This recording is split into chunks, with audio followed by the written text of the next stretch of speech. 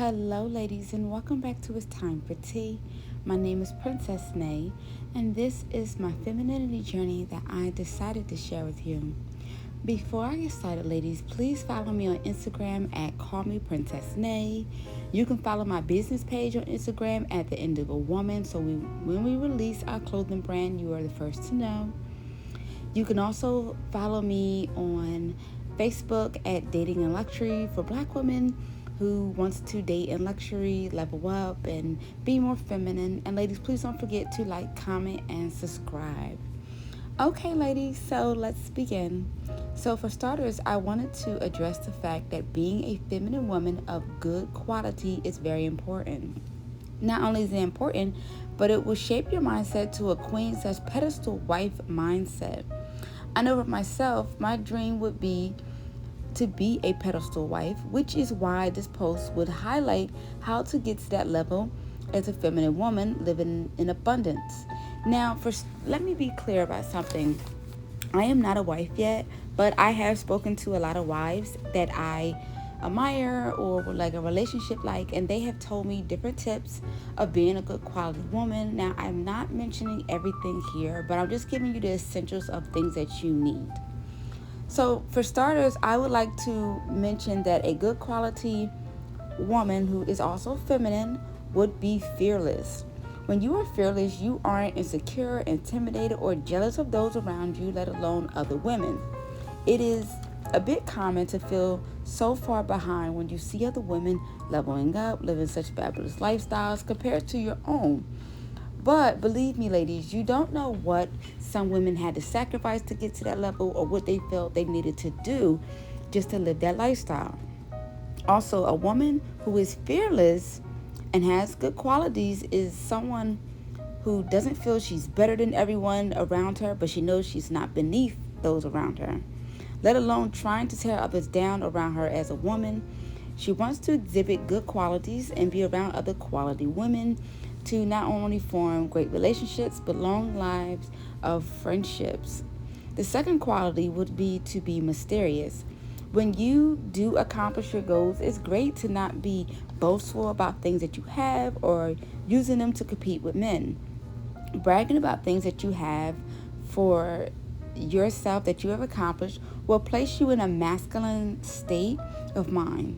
Now, I don't want any of you ladies to feel that you should feel bad about accomplishing great things like getting degrees, making 6 figures or making 7 figures or anything like that. But I just want you to understand, being an accomplished woman is fantastic. I think it's amazing of things that women have accomplished. But it's just not ladylike to brag or boast, because the Bible actually does tell you not to boast about things that you have. So when you try to do that with a man who has a provider mindset, he's not going to be really feeling that, and you may go overlooked. And that's not something you want, when you're on the dating scene and you're trying to get to know a man in order to level up with him and create generational wealth or whatever you're looking for from this man. But to be honest, ladies, when you do see a man who has a provider mindset, before you get to that level, he should be able to push you to the next level in all aspects by giving you affirmations and things such on that level. Not only that, he will also notice that how you are a woman who you learned how to have a balance between your femininity and accomplishing things and not being boastful about your own life. He will know that in your presence, he has to give you a certain level of respect because you're not desperate for a man's love and attention and things on those levels. The next quality of a good woman would be to have an understanding of what it means to actually be submissive. Now, I would have never recommended a woman to fully submit to her boyfriend versus her husband, but a good quality woman knows her limit, and she stands firm on not going overboard trying to prove she is a good woman or prove she's a wife to a man she barely even knows. She is aware that she has to date a man and choose the best option for marriage, let alone her future children. When you do date, ladies, and actually make it to the official dating stage where he asks you and show you that he wants you to be his woman, he should always uplift you to the highest power because he's not an insecure man. These are the type of men that you eventually will submit to. It should always be a mutual feeling, but that is something to look forward to. Now, I will say I have come in contact with some women who felt that they aren't enough for certain men that they are around. And I'm here to tell you, as a feminine woman like myself, you are definitely enough, mainly when you stand on your standards and you have boundaries. I truly believe saying things like, oh, there's not enough men to go around, or anything of that nature is truly a low value mindset. And in order to get away from that, you have to understand the purpose God had for your life and align your goals and wishes with his blessings that he has placed in your life, and make sure that you're going in the right direction so then you can get the desires of your heart. Last but not least, one of the best qualities of a good woman is one who is always thinking about her future, and she isn't trying to make mistakes in between. She isn't trying to just be lazy in all aspects and waiting for a man to come save her. She is consistent of creating generational wealth for herself, leveling up, having a good credit score, getting the proper education she needs to level up, have life insurance, create a savings and emergency fund, etc.